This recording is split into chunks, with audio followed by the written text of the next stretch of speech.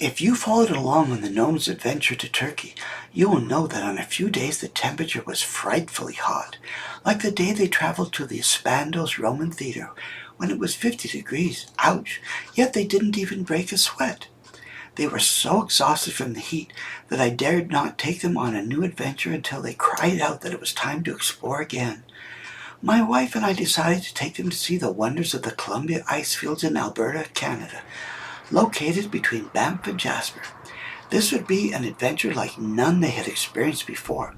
We would travel from Banff to the Icefields Interpretive Center, where we would first board a bus to the edge of the glacial ice, and then finally travel on a special all-terrain vehicle called an Ice Explorer. Here we are boarding the coach for the 10-minute trip to the Ice Explorers.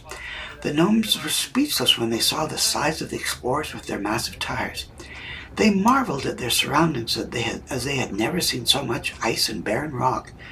I thought that they might be afraid, but they are never afraid or flinch at a new adventure. As we traveled on our Ice Explorer, the Gnomes wondered if this is what their home world looked like. One day I hope to help them find their own world, wherever that is. Everyone needs to know where they come from, even a gnome. When we arrived on the ice, everyone left the Explorers to see firsthand this world of ice and snow.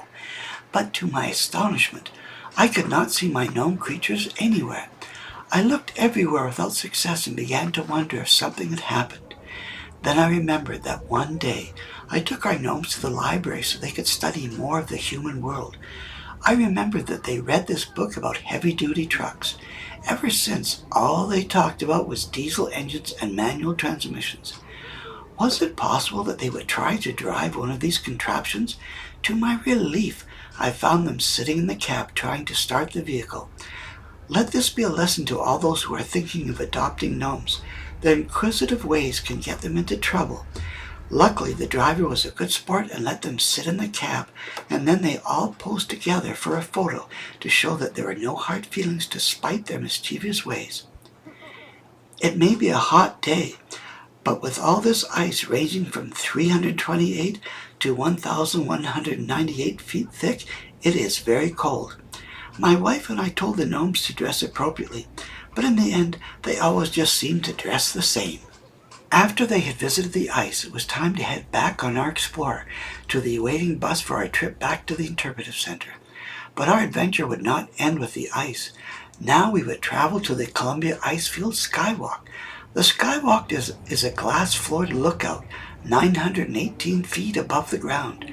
At first, the gnomes were afraid to be on the platform, but they soon lost their fear and enjoyed the view. With this excursion over, we took a quick glance at the gift shop back at the Icefield Interpretive Center.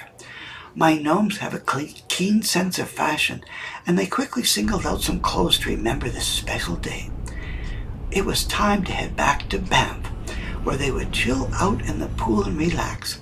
Thanks for watching.